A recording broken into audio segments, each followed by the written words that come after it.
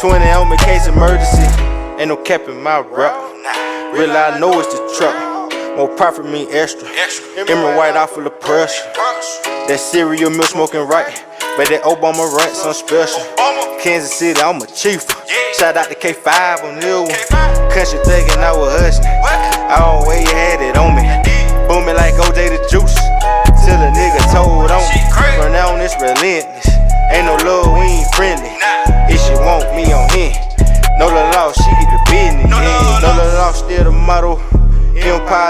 Hello. Welcome in. This is the Birds of a Feather podcast, Hawks edition.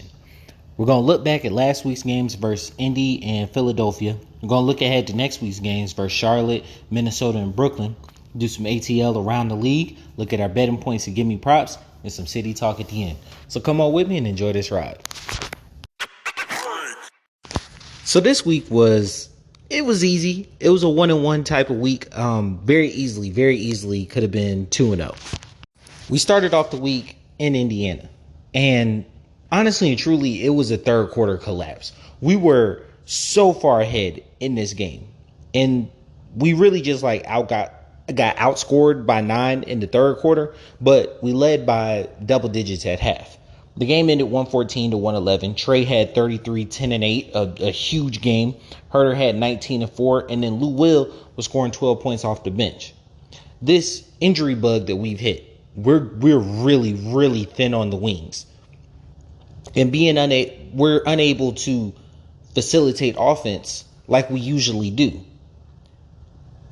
Offensively, yeah, it's hurting us, but we're still being able to crack 100 for the most point or get very close to it. Defensively, we are getting killed. Brogdon had 27, 9 and 6. Sabonis had 22 and 10 on the inside. Now, Collins has never been like a real rim protector, and Capella is really light. And so when he faces guys with, a good bit of weight on him, he does tend to get bullied around down there. He's a pogo stick. He's a shot blocker.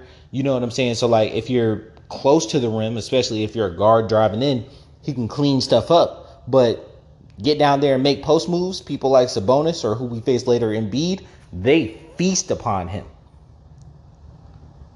Overall, through the game, we were keeping up good offensive pace, good offensive flow. Getting outscored in the third quarter was very much led on by the fact that we had no depth. We were out here playing Lawoo Cabarro. We're out playing him. Solomon Hill's getting in the game, playing heavy minutes, playing big minutes. These are Bogey and Cam minutes and Hunter minutes. We are severely being outplayed at the wing. And the only reason we're even in most of these games is because Trey is playing out of his mind. That 33, 10 and 8, you could see early on in the game, he was trying to get people involved, trying to help the team out, feed everybody. He had 10 assists, very easily could have had upwards of 15. We missed some wide open looks. And that's just truly a fact of certain guys not being high-level shooters or just not usually being put in those positions. We hit 48 from 3, but we got outscored 38-52 points in the paint. Trey's floaters and lobs count for points in the paint, but we are usually outscoring teams by a wide margin in points in the paint. The two East teams we faced this week, we got outscored points in the paint, and it's because they had dominant centers. Trey is really out there by himself, and it is incredibly hard to use him in a capacity that helps facilitate this team toward greatness when he isn't able to pass off to people who can also make plays for themselves. DeAndre Hunter was getting good off the dribble. Coach Nate really wants the bench mob thing to be a thing, and so Cam Reddish coming in and being able to run that second unit is extremely helpful. We've had a problem with secondary playmaking, but for the most part, Bogey was that on the front line. We're missing 2 starters right now and our critical bench piece. Now, don't get me wrong. I love Herter in the starting lineup, and I think him next to Trey is actually the best move. And if I had to get rid of somebody, it would be Bogey. We're going to talk about that in City Talk. But As the team is presently constructed, we need these guys. The next game was against the 76ers. 98-96. It was a loss. This was truly a gas tank on E type of game. It was nationally televised, and I hate to say we're 0-2 in national. No, we're 1-2 in national games this year. We lost to the Nets, we lost to the Sixers, but we beat the Pelicans. But that was a no Zion Pelican game. We're getting on national TV a bit more, but hell, having a bad record on national TV is not a good indicator for staying in national games. The NBA isn't like the NFL, to where in the NFL, each team is guaranteed a certain number of primetime games. And if I'm not mistaken, every team has to be in primetime at least once. That's why you get like really terrible Thursday night matchups, because it's quote unquote a primetime game. ESPN fought to get better Monday night matchups, but if you notice, prior to, the season actually unfolding, the Sunday night matchup is usually the biggest and greatest one. Well, in the NBA, the Wednesday night matchup is usually the high bar pinnacle of being on national television, the ESPN game, or the Thursday night TNT game. We were the Friday night ESPN game, and we were the first one. The Suns and Warriors were playing a lot, so usually they're expecting a high surge late third or early fourth quarter as people sit down and get ready to watch the game, especially on the West Coast. Watch the game to lead into the Suns and Warriors. And so usually that game does a huge number. You know what I'm saying? And pretty much everybody got to see us caught with our pants down in the fourth quarter. We led by 8 at halftime because Philly scored 13 points in the second quarter. And I would love to say it was a point of our defense being able to hold them to 13 points. When in all truth and honesty, it was just the fact that they were missing shots. They were missing a lot of shots. Seth Curry was damn near unguardable in the first quarter. I think only took 2 shots in the second quarter, missed them both, and then was almost non-existent in the third. They only scored 20 points in the fourth quarter. We scored 9. We scored 9 points in the fourth quarter. Trey had 25, 10, and 3. Collins had 18 and 8, and Gallo had 18 off the bench, but he played 28 minutes off the bench. We were starting Caparo at the wing, Herder's at the other wing. Embiid was able to go 28, 12, and 4. And Curry, like I mentioned earlier, almost scored about 20 points. The thing that killed us was on the second unit with our sixth pick in the draft. He had shoulder surgery. With him out, we are really, really thin at the center position. I think Jane got in for a couple minutes, but Drummond was able to eat, truly able to feast. And if you remember me earlier in the season, I was harping on the fact that Zhang is not playable, like at all. We had to get him out of the lineup.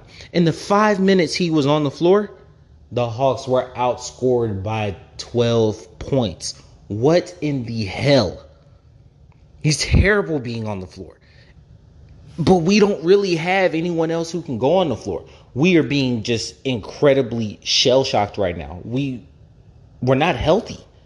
And we've got to take time to get healthy. But Hunter's supposed to be out at least until mid-January, February.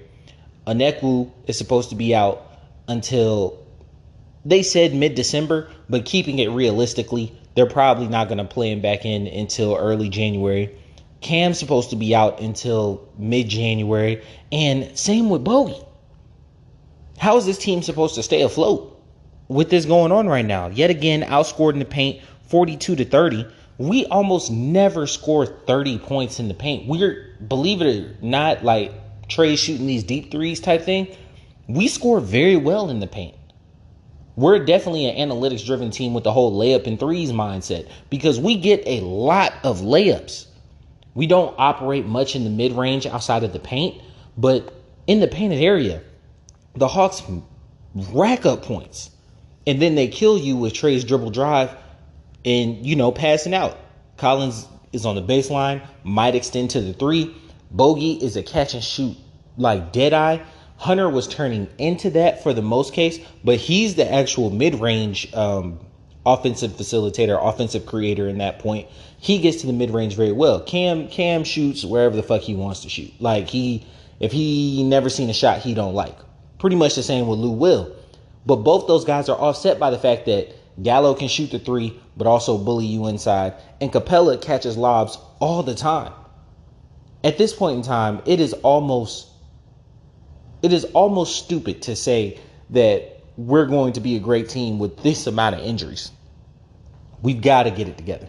We've got to. Otherwise, we're not going to be able to reach any of the goals that we have planned for this season. Holding a team to 13 points is a great feat, but only scoring 9 is just, it's untenable. It's untenable. We can't do it. You run out of gas because you're only playing 9 people. You're only playing 8 people. You know what I'm saying? And these 8 people are, for lack of better words, below replacement player NBA players. Like, we're on 4th string at the wings. You're not going to be able to continue doing this and reach any of the goals that we have for this season. It was an okay week record-wise, but we are really struggling with the injury bug.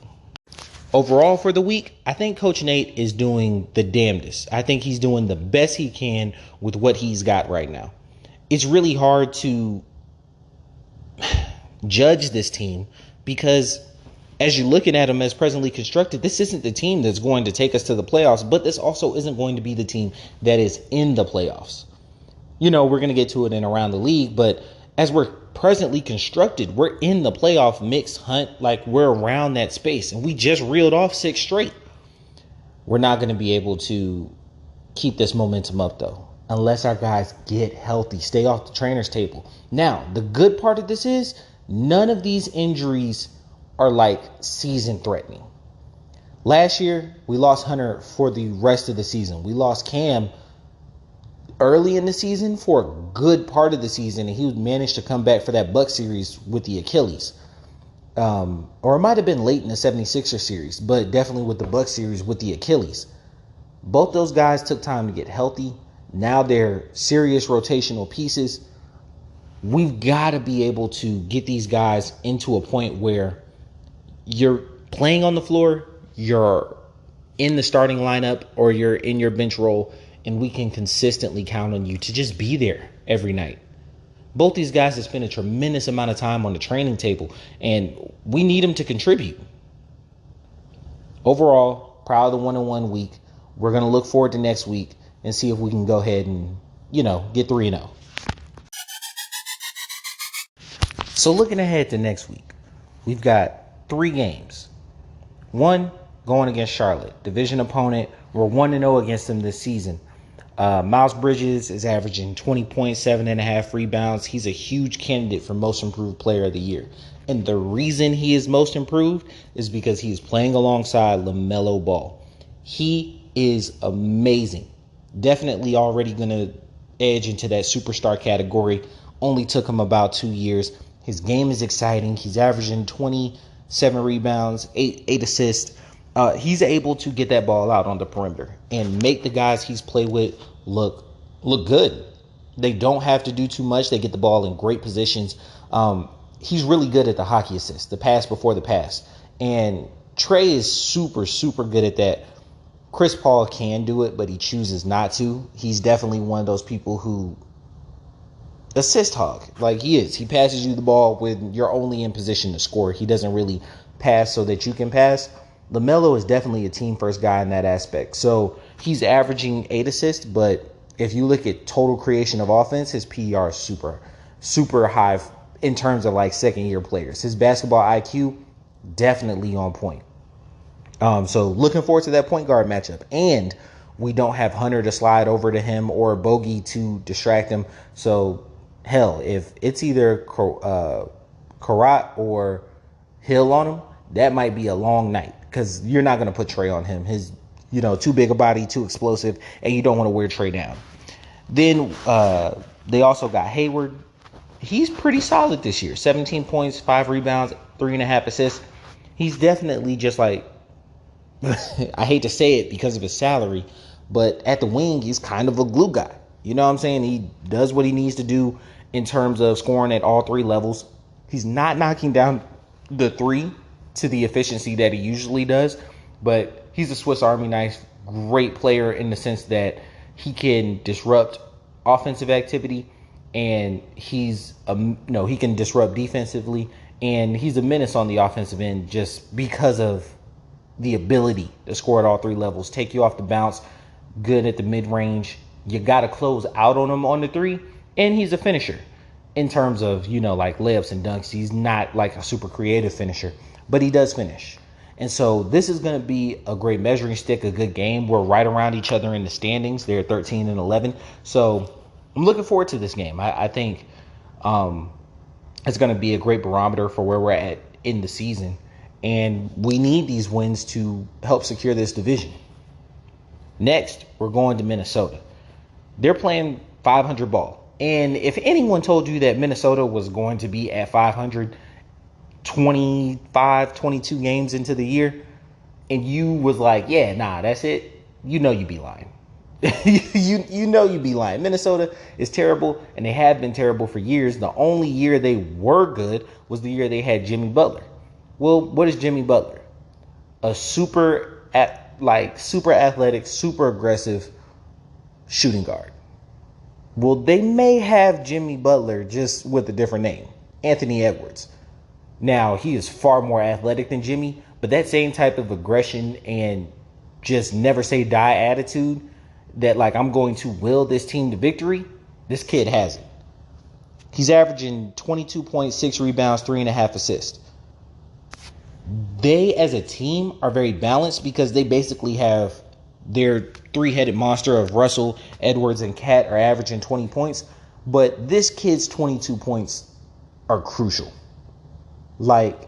He's able to get his points in such a demoralizing way because he's not like a super great mid-range scorer. He's serviceable for three, but he's not a dead eye. He attacks the rack. He gets out in transition.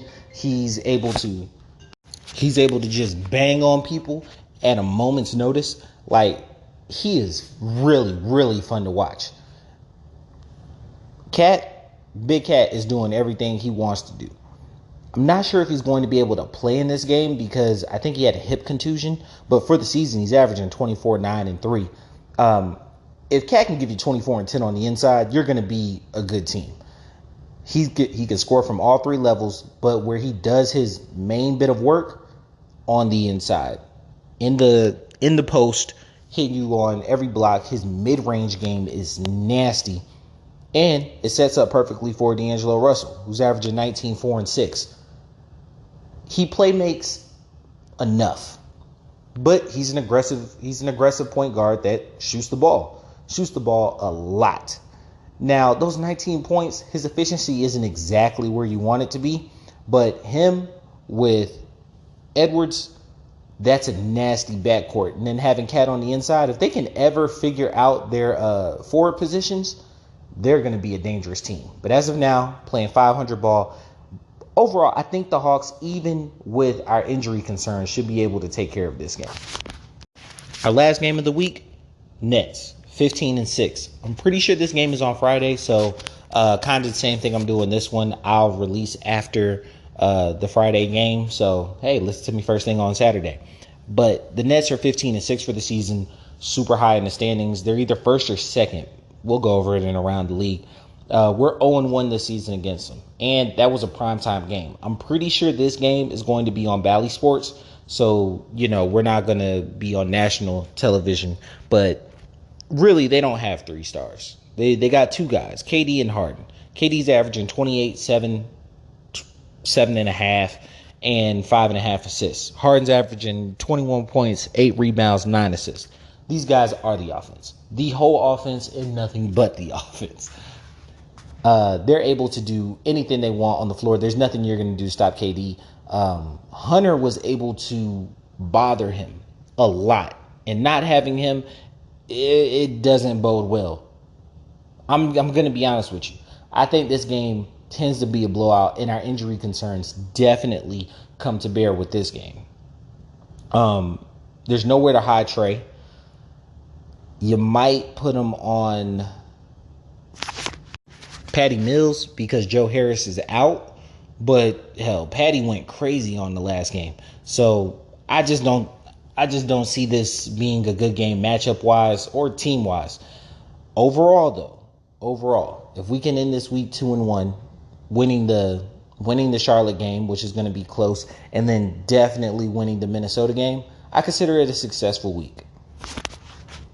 3-0 is always the goal, but no one's going to go 82-0. Hell, we've already messed that up because we're playing 500 ball right now. But you've got to take the increments, and you've got to take everything into consideration. And the consideration is we're struggling with injuries a lot right now. And so being able to end a week above 500, definitely needed. Now let's do some ATL around the league. The Suns are surging right now. They have won 14, 15 in a row. They're killing everybody and everything in their way. That win they had against the Warriors on Tuesday, they were able to push them basically out of the limelight, even though the Warriors technically are the best team in the league record-wise. The Bucks rounding into championship form. They pushed super high into the standings. They've won, I think, 4 out of their last 5. Giannis is having huge games, and I'm a victim of it too. You know, I love Kobe. Really love Kobe. And I think the reason that LeBron isn't able to be seen by a lot in that like GOAT status or whatever is because like he doesn't have a pretty mid-range game. A lot of people consider Durant better than him. But like if you look at any statistical basketball number, like LeBron's way better. But Kevin has a prettier game. He has a prettier mid-range shot. He has a prettier game from 3. So like people tend to gravitate toward that hard shot making, just nice game to watch. You know, MJ is the greatest example of that. He made tough shots from the mid-range and people fall in love with that. When you score 35, 40 points in dunks and layups, most people just don't view it the same. Unless you're someone like Shaq, where you're just like physically overpowering people on the block. And Giannis doesn't necessarily do that. He plays like a wing, but he's a really, really big wing. They try sliding him down to the 4, and I think people will put him at 4 so they can give him like all-time rankings or whatever. We're going to call you a power forward so that we're not stacking you next to small forwards like LeBron and KD. Just like Tim Duncan, we're not going to call you a center per se. We'll call you a power forward, and you'll be able to be the greatest power forward of all time. So it's really just semantics, but he's having huge games back to back, a lot of them. And no one's really wondering, no one's really like paying attention to him. And he might mess around and win his 3rd MVP. Definitely a candidate for Defensive Player of the Year. Draymond's coming up though too. So you got to keep that in mind. Speaking of LeBron, the king done caught the Rona, bruh. He done caught the vid. He was going to be out for a couple games. No word if he'll be available for the game tomorrow night. But if he is, hopefully he's able to get back and, be healthy. Of course, he said earlier that he is vaccinated, and it's not a political statement or anything like that. Just it says that like if you vaccinated, it might help with your recovery from it. And if that's the case, he got it, and hopefully he recovers. God send it him and his family. The Thunder beat the Grizz by 73 points. Now, if you listen to the gambling pod I had with Gregory Antoine, and there's going to be a little announcement later about that. If you listen to that pod, we talked about the fact that we both thought that the Thunder would win. Definitely. Both thought that the Thunder would win because of Shai Gilgeous-Alexander. Shai didn't play, and the Grizzlies beat the living daylights out of the Thunder. That was a 2K score. Like, everybody scored. It was a layup line. It was bad. It was, oh my goodness. I don't think I've ever seen a professional team get beat like that. For football, basketball, anything. Baseball, none of it. Like, uncle. You know what I'm saying? Cry uncle. Because, man, man, they got destroyed. The Grizzlies beat the 73 points. 73 points. That's a video game score in my mind. Like I've never seen anyone beat like that in real life. It was bad. I like to talk about the injury bug going around the league. Dame is out. Book is out for a little bit. Cat was out with the hip thing. Suggs is out for the Magic. The injury bug is hitting the league. And there's been a groundswell of people calling NBA players soft. You know what I'm saying? With sitting out for little nooks and crannies. One thing, the game has been more physical this year. It's a more enjoyable watch. They're definitely letting guys play more. And that has been helpful to watch. With that being the case, a lot more bodies are hitting the floor. And seeing bodies hit the floor is hard. And it don't go nowhere, it don't change. If you play ball and you falling on hardwood, like, it hurts. You know what I'm saying? And I'm not super fast. But I've jumped and fallen on hardwood, hit my back, hit my knee, hit an elbow. And I don't have to go out and perform at a super high level the next day. With athletes, their job is their body. You know what I'm saying? So any little tweak, like, yeah, we'll be able to sit out if I want to. And that leads to people calling a lot of NBA players soft when it's like, hey, man, it's 82 games and I might need to take a break. No one expects you to play 82, but most people expect star players to play at least 70, 72. It's getting to the point to where I don't even think guys can play that. And it kind of sucks, especially considering, you look at the numbers, you look at how much they're making, you look at, you want your team's best players out there and you want to play against the best competition. But nah, guys are getting actually hurt and injured. I think Suggs broke his thumb. Cat fell on the floor and hurt his hip. Book, was it a hamstring? He hurt himself in the game against the Warriors. Either way, legitimate injuries. You just look at the Hawks, how the injuries are racking up. Each of these things have happened over the course of a couple weeks. So this is turning out to be a real injury-plagued season. And honestly, if you just want to keep it a buck, you could trace it back to the fact that they started up the season again and had a bubble championship. And I know a lot of people like to say, oh, we're 2 years removed from that or whatnot. Yeah, but no.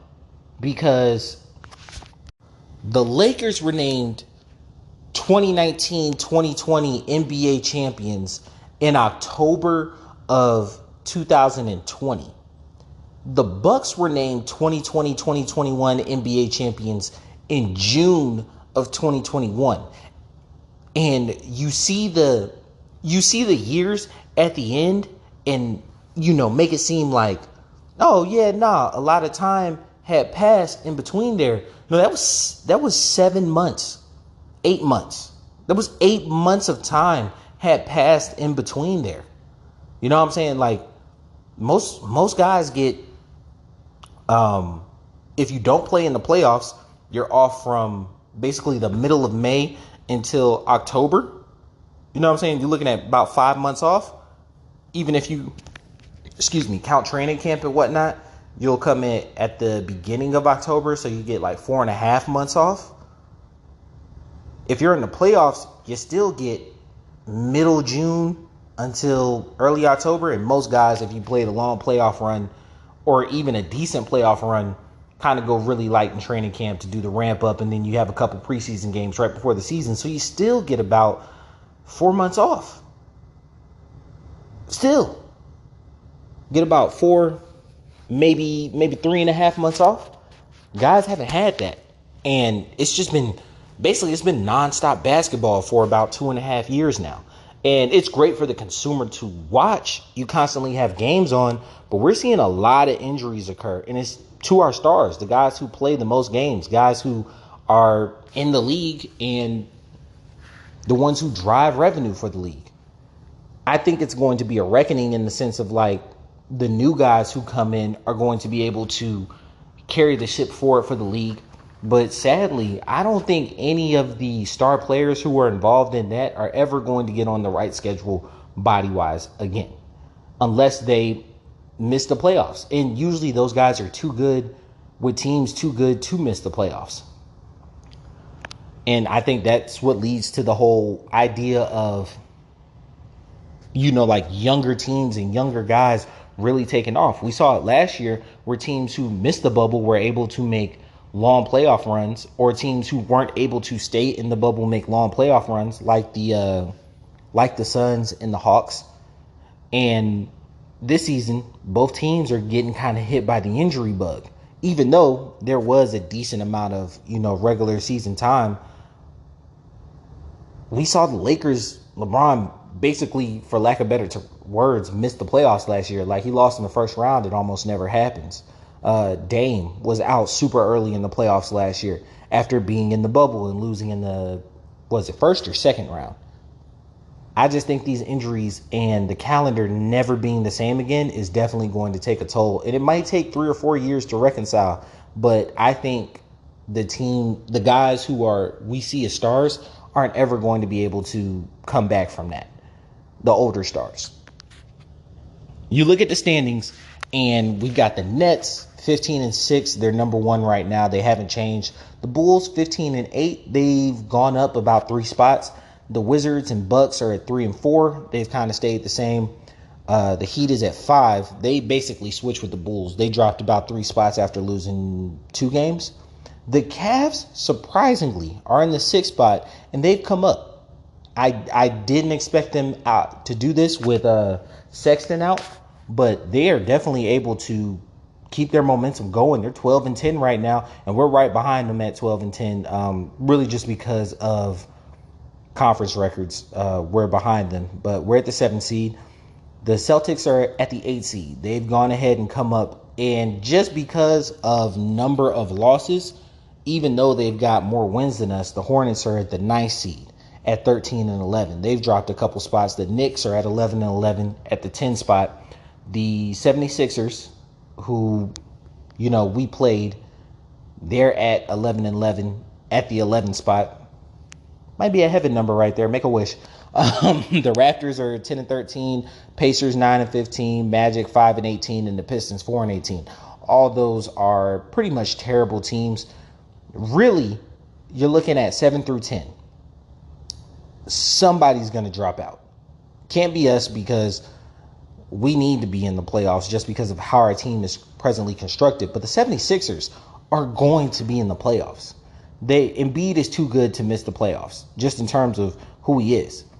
I thought that the Cavs were going to be the team to drop out, but we have got to push into the 5-6 spot. Preferably, I thought we would be a top 4 team, but with these injuries, we can't just say that automatically we're going to be a top 4 seed. But we've got to at least hit into that 6-5 range, because you don't want to be in the playoff game fighting through 7, 8, 9, 10. We can't do it. That's a failure of a season for your game to come down to a crapshoot like that. So sitting in the 7th spot, not a terrible place to be, but definitely moving into that 6-5 spot. And a 2-1 week would definitely help that. And now on to my favorite portion, the betting portion. This is Gimme Props. We talk about how I'm doing for the Hawks this season. 23-14, entered the season at entered the week at 64%, or is that 62%? Either way, it's over 60, and those are professional betting numbers right there. I took the Hawks in the under for the Indianapolis game, so I was 1-1 there, and I took the 76ers in the under for tonight's game. So that was a 3-1 week. We're looking at 26-15, baby. And that raises me up to 63%. Okay, so it was 62, but either way, that raises me up to 63% on the season. If you want to make some money, follow me. QCity11 on Insta and Twitter, and QCity Media on Instagram and YouTube. We are about to put the games out, put our product out on YouTube. With that being said, I have an announcement to make. Starting this week, we're going to have the bottom line with Greg Antoine. I had really super positive reception from the podcast, the Gambling Pod. Greg is amazing. You know, he understands the betting lines. He understands everything going on. It will not be an Atlanta sports-based show, but, you know, both of us are Metro Atlanta residents. We're going to talk about spreads. We're going to talk about lines across multiple sports venues. And I'm not just talking football and basketball. We're going to do baseball, boxing, UFC, college basketball, and football. It is truly a betting show. So I really want you guys to run it up, tune in for me. It's going to be called The Bottom Line. It's going to come out every Thursday. Q City and Greg Antoine. Really looking forward to you guys basically showing the same love and support that you guys show this show. And we don't just do this for fun. Like when I place bets, like I place these bets, you know what I'm saying? Like we show our betting tickets, we show our betting lines. We make money doing this. Now he is damn near a professional gambler in the sense that like he's turning this into a business model, which is definitely why I want to link up, talk to him. Like I said in previous pods, I love working with talented people, talented individuals. You know what I'm saying? I'm getting sponsors at this moment. I don't want to sponsor or link with anybody that I don't believe in. I don't want to sponsor with a company I don't believe in. I don't want to sponsor or build a business relationship with people that I don't necessarily view as long-term compatible partners, really, in any situation. I want to trust and believe in your product, but more importantly, I want to trust and believe in the person. And I love believing in talented individuals who have goals, dreams, mindsets that I can align myself with and we can move forward together with. So, of course, I'm going to spend the requisite time and energy on this pod because I love it. This has been something that has really taken off for me. And I really enjoy talking about the teams that I love. And I'm expanding it now, you know. So me and Greg Antoine, The Bottom Line, coming out every Thursday. So look forward to us. We'll be on every major streaming site, just like this is. I'm on Spotify and Apple and Google Pods now. So definitely look out for me there. Follow me on QCity11 at Instagram and Twitter. And QCity Media is going to be up on Instagram and YouTube. So if you see a request out there, definitely follow for follow, like for like, and our YouTube channel will be under the name Q City Media. Now I'm 12-15 on my football picks.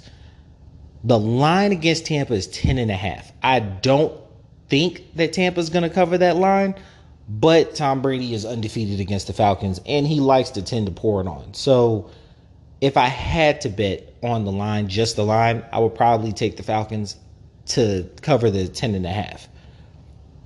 Brady passing. So my 4 bets: Brady passing TD 2.5. Definitely taking the over there. He likes to pour it on against the Falcons. I just think that, kind of like I said in my Tuesday pod, that the Falcons should be able to challenge that run defense. Tampa has faced the least amount of rushes because they're able to put points up a lot in the first half and put teams in desperate situations. Cordell Patterson, rushing yards 50.5, taking the over on that one. Like I said, be able to challenge that run defense. Kyle Pitts, total receiving yards 56.5, taking the under on that one. He's kind of been in a slump, and it's kind of hard for him to just get out of that in a particular point of view and, you know, very quickly. And then Matt Ryan, interceptions 0.5, taking the over. Definitely see Matt throwing a pick in this game. So Tom Brady 2.5 passing touchdowns, taking the over. Cordell Patterson 50.5 rushing yards, taking the over. Kyle Pitts, total receiving yards 56.5, taking the under. And Matt Ryan, interceptions 0.5, taking the over on that one. Couple long shot bets real quick. Matt Ryan and Scotty Miller to score 2+ touchdowns is at 6,000. Let me say that again. 6,000 for 2+ touchdowns. So if you put $10 down on each of those bets, if either one of those guys score more than 2 touchdowns, you turn $10 into $600. So, hey, said I'm going to give out long shot bets on this one. This is just, if you like the odds, put down a little bit of money.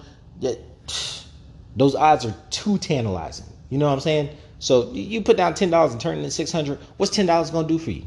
That's what? That's lunch one day? Pack a sandwich one day, put $10 down, see if you make 600. Love your vices, love gambling, bet responsibly. Whatever, like I gave it out earlier on a previous pod, whatever number you have, stick to your number. Don't put forward a whole bunch of money. Don't be embarrassed by your number, be talking to other gamblers. Like I just had to talk with Greg. You know what I'm saying? He's damn near a professional bettor.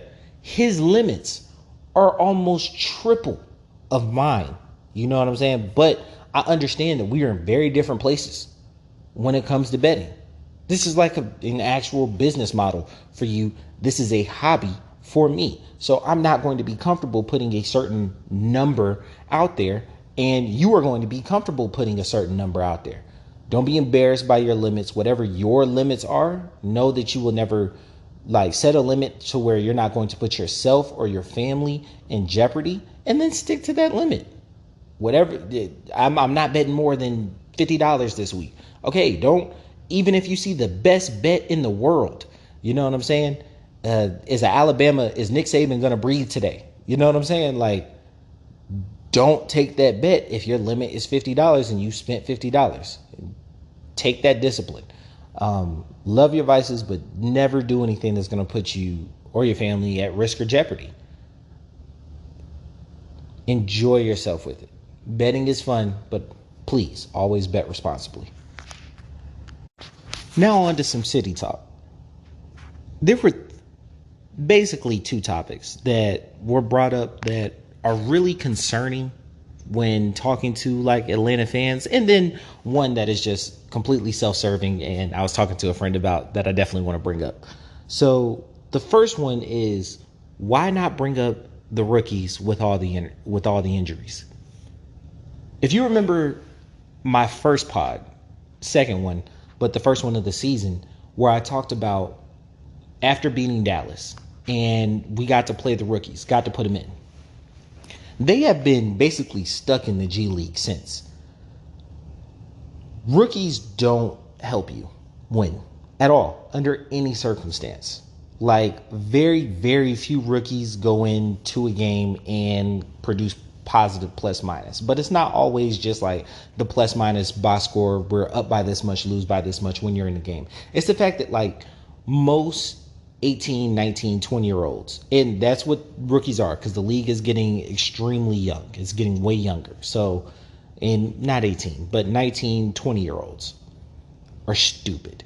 And I say this as a 28-year-old man. You know, I'm still kind of stupid. I'm just getting better. But at 19 and 20, I was not incredibly intelligent. You know what I'm saying? And they are smarter than the average bear, basketball wise. You know, they could probably out-talk me in basketball being 9-10 years younger. You know what I'm saying? But in terms of guys who have been in the league, they're absolute babies. And no amount of athleticism is going to account for the fact that you don't know how to play ball at this level yet. Especially considering Cooper played 2 years of college ball and Johnson played 14, 15 games. So Johnson's basically coming from high school gyms to the highest level of professional basketball. And Cooper's coming from 2 years of decent college ball. He played at Auburn, into the highest level of college basketball. Had a little editing snafu there, but back on to the point about city talk. Both these guys are coming from lower level basketball into the highest levels of professional basketball. There's no way you expect them to just immediately take off and fit in seamlessly, especially when neither one of them are what we consider higher upper echelon talent. I like them both. I like both of these guys as contributors down the road. Hell, I even said early in the season, I think Cooper had a chance to take up the backup point guard role by the end of the season. Now, Lou seems to have a stranglehold on it, and so does Wright. Both those guys are serviceable enough that Cooper's never going to see the floor, like not even a blowout. So you expect him to get G League training and have that hype him up and go on. But Johnson, the fact that we are 4 deep at the wing and Johnson hasn't been able to play, first off, when you hear about him in the G League, he's getting power forward minutes. So what, he's going to play behind Gallo? Maybe. You know, that apparently they don't think he's fluid enough or athletic enough to play at the 3. And he's definitely not big enough to hold things down as a small ball 5 like a Neglu can. And when he comes back, there's no way you're getting on the floor even at small ball 5 minutes. You know, hell, they'll play Zhang before you. And I hate it because they are talented. They're extremely talented basketball players. If you remember somebody like John Jenkins, when he was drafted late 20s or around 20, and you saw him and everybody used to talk about, oh, he's a sniper, he can't get on the floor. Well, at the time, he wasn't fast enough or quick enough to be a point guard. And at the 2, we had Joe Johnson. You know, and I think our backup at the time, I remember Teague being a backup point at the time. I'm spacing on who the backup 2 guard was, but there was no way he was hitting the floor. We went 4 deep at guard, and you can't play point guard. So you just have to recognize and understand that, like, when rookies come into the league, there's guys who've already been in the league who are far more talented. And there's no way that these guys are going to be able to contribute to a team that is committed to winning. Now, rookies can eat up a lot of minutes on teams that don't care about winning. Teams that have no aspirations. It's just roll the ball out there. We're just trying to get these guys reps, minutes, and experience. You know what I'm saying? Like Trey. Trey played tremendously in his rookie year. It did not equate to wins. The Hawks are in a win now type of mode.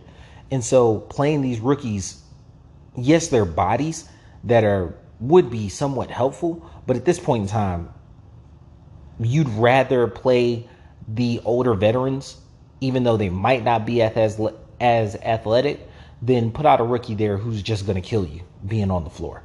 May not know the sets, the plays, knocking down shots when necessary. You can't afford to do it, especially with the East being as tight as it is right now. You don't want to knock yourself out of playoff contention early by getting these guys experience when you're not in that mode.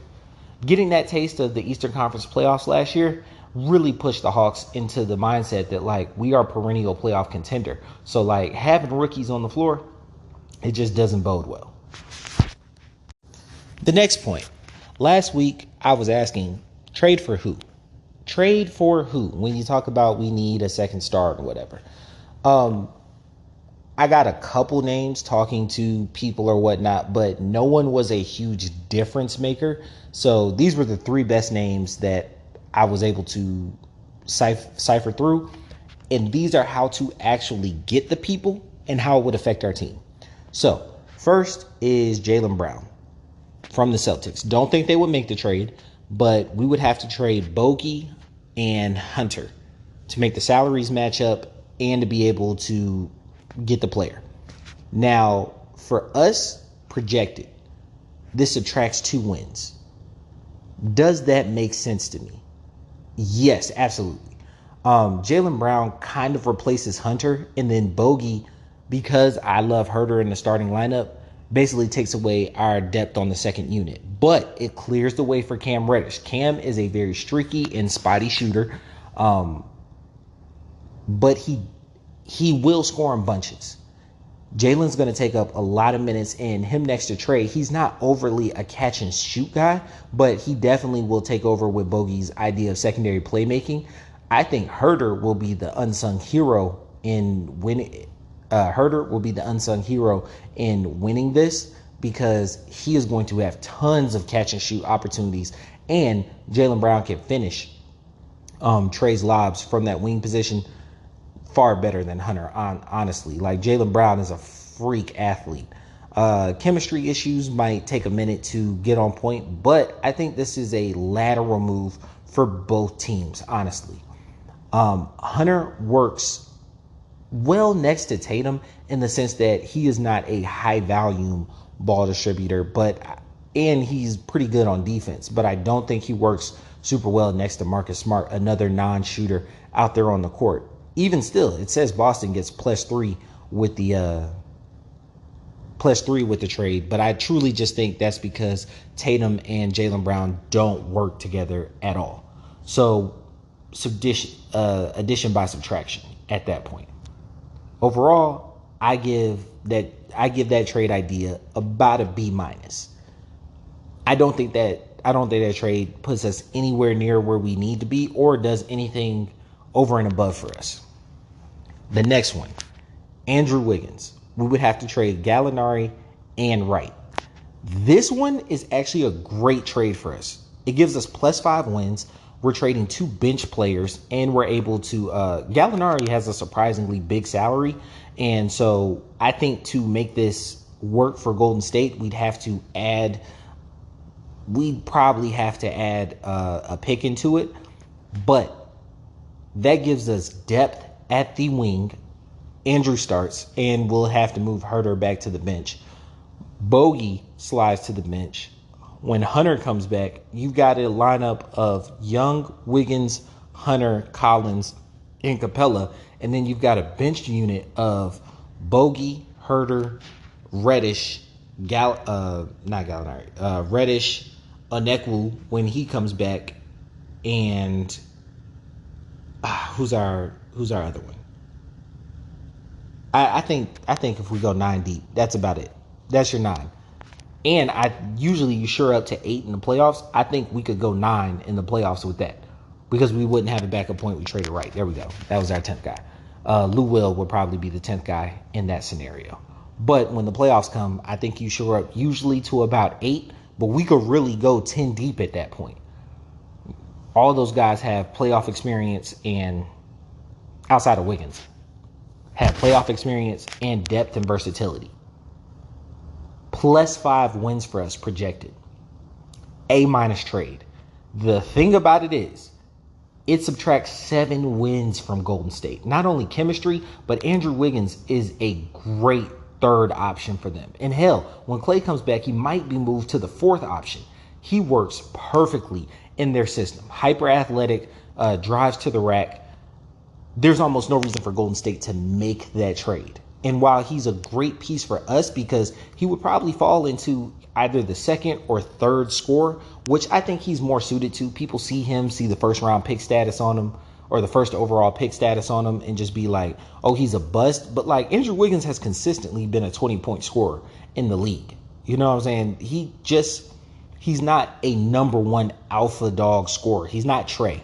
You know what I'm saying? He's not Steph. He's not that type of guy who's going to take over a game scoring. Hell, he's not even the guy who replaced him up in Minnesota, Anthony Edwards. Yeah, that's not him.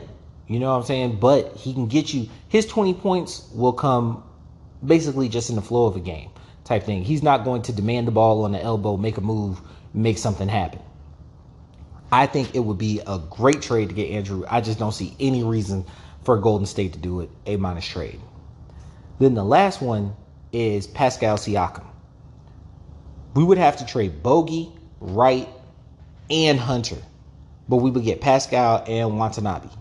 Watanabe, he will not start or play even with us trading out Hunter. Pascal would immediately enter to the starting lineup. So at this point, you're looking at Young. We traded Bogey, so you're looking at Young, Herter, Pascal at the 3, John Collins at the 4, and Capella at the 5, and then Lou Will starting as your backup point guard. Once again, clears the way for Cam. And then backup, you will want to, Onekwu's going to start. We'll probably have Solomon Hill in that point because Watanabe is not going to play. And what's his name? Jang would probably enter into the lineup a good bit more. We still have Gallinari in this trade. So Gallo's going to be, 3rd man off the bench behind Reddish and Lou at the 1. I definitely see this trade as being beneficial. And it doesn't change Toronto at all. Zero change. Toronto doesn't have any prospects this season. It kind of is a fire sale. The only thing I would say, Bogey and Pascal are the same age, right? Somewhat young. Giving up that young piece in Hunter for this trade is kind of hurtful, but you got to realize that at this point, we are moving toward a team that is playoff bound, playoff ready. Trey, hopefully he doesn't fall into the Anthony Davis thing where you're too good, too young, but he's in his third year. He's 21, 22 years old. Pascal is pushing 30. Bogey is pushing 30. We're not on the exact same timeline picking up these guys, but Pascal is a multi-layered, multi-level defender and secondary shot creator and secondary shot maker. Having him on the floor would be extremely helpful, and he has been an all-star. He is another all-star. I actually give this trade an A. Not an A-, just an A. I think this would be the trade that Atlanta should make if we were going to make a trade. I'm not keen on giving up Hunter because I really like his game. I really like who he is defensively, but he can't stay off the trainer's table. That's also a reason I don't think that the Toronto would make this trade, and trading for Cam, which would be the other piece that would make this trade work, doesn't make too much sense either. Overall, those are three trades I think have the possibility to be made, but honestly, I think our team kind of stays pat. And last but not least, this one is courtesy of my friend Daniel. What makes an all-star? Now, if you're honest about it, all-stars are really based on popularity, which is why they had to change the whole idea of a fan vote. But when it really comes down to it, it's popularity plus production. You got to factor in games played because, like, hell, look at somebody like LeBron. LeBron is extremely popular, and when he's on the court, he has produced. I don't think win factor takes a huge, toll on it because, hell, Bradley Beal has been an all-star for the past 2 years, and the Wizards have been terrible. Granted, he's damn near led the league in scoring, so of course, you have him into the game. Noticeable all-stars on losing teams. Trey's all-star season, the Hawks were absolutely terrible, but he was putting up massive numbers. This year, not only is he popular and he has production, he's producing at a less rate than he was his previous all-star season, but his team is winning greatly at a higher clip than they have been with any of his all-star production seasons. I think Trey should be a starter this year. Absolutely. Without a shadow of a doubt, he should be an all-star starter. Now, Capella might get in depending on record. The Hawks were able to have 4 all-stars that year that they won 17 straight games in January, and it was truly just based on record. If you're the number 1 seed, your coach gets to coach the game, and they usually, because you have a lot of media coverage, try to put players on that team in. Miami, their 4 years together, Bosh, Wade, and LeBron made the all-star team every year. Bosh and Wade, absolutely deserving. I mean, not Bosh and Wade. LeBron and Wade, absolutely deserving. Bosh had a couple questionable years in there, but because of the team's popularity and the fact that they were winning at such a high rate, he was able to get in. I think that if the Hawks are able to push into that top 4 seed space, especially by winning 6, 7, 8 games in a row, that the person who has a chance to move in is Capella. Capella is averaging 13.5 rebounds. The only thing, he's averaging about 11 to 12 points. Now, Andre Drummond was able to be an all-star with very similar numbers. Granted, he was averaging about a rebound and a half more. He was closer to 14, but he was only averaging around 12 to 13 points and was consistently an all-star for about 3 years. The center position is weak in the East. You've got Embiid, first and foremost. Sabonis absolutely is going to be able to get in. Then I think the person who has a chance is Capella. Definitely as a reserve. I really, really, really like Collins. and especially for what you're paying him, which I think personally has something to do with all-star selections in the eyes of fans, not necessarily coaches. Once a guy gets paid big money, you just assume that he's that good. Collins, he has super fly dunks, extremely athletic. His production just doesn't match up to me to be an all-star. You look at the forward position, Giannis is going to take up a spot. KD is going to take up a spot. The guard positions, if you just went starting five, you probably go Trey, Harden, KD, Giannis, and Embiid. Then when you look at your backup point in the East, LaMelo's definitely going to get in there. And DeRozan as a backup two guard. Then Levine, because they could technically classify him as a small forward, and Tatum, because you could technically classify him as a power forward, and Sabonis. That's 10 deep right there. You got 2 spots left. Do I think Capella and Collins could hit those 2 spots? Absolutely. But if you're being honest, Miles Bridges has an excellent point to make there. And then still Julius Randle for the Knicks. So I think it would be extremely, extremely hard for both those guys to occupy that position when there are deserving people. And hell, Siakam for the Raptors might be able to get in, or Fred VanVleet, because man is balling. And people might just, feel his spike in popularity. Coaches and players able to vote you in. I think that each of these guys has a chance, but I know for a fact, absolutely, Trey is going to be an all-star this year and should be an all-star starter. The only reason he wouldn't be is if him and LaMelo switch spots. So that's me today, you guys. Really appreciate it. Tune in on Thursday to The Bottom Line, which is going to come out, and look for me Tuesday with the Falcons podcast after we play the Bucks this week. All right, let's go Hawks. Appreciate you guys. Thank you for all that you do. Follow me on Instagram and Twitter at QCity11, and look out for QCity Media on Instagram and YouTube, dropping this week. All right, you guys. I'm out. Enjoy the ride.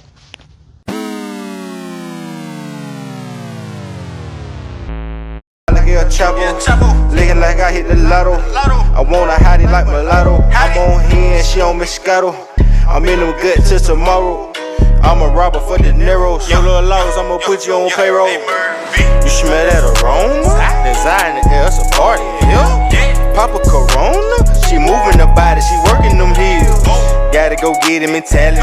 Grocery bag full of celery. Only believe half what she telling me. Keep a 20 on me in case emergency. I wake up early every morning.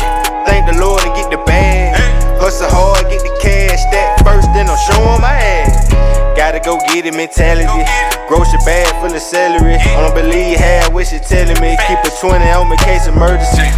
My babies, that's who I grind for. That's who I do it for. Like the Navy, that's who I'm toting that iron for. Keep one in the head like a thought, nigga. Yeah, I fuck with Ty, he a boss, nigga. Foot on their neck, I exhaust, nigga. Niggas cross me, so I cross, nigga. No stripper was lit last night. 500, what it cost, nigga. Shit was really legit last night. Had them hoes at the house, nigga. Instagram, Snapchat, Triller. What they say about Jay, he a go-getter. Used to have them fat sacks in the grove, nigga. Late nights, early morning, my dough, nigga. You smell that aroma? Design in the air, it's a party in here. Papa Corona, she moving the body, she working them heels. Gotta go get it mentality. Grocery bag full of celery. Only believe half what she telling me. Keep a 20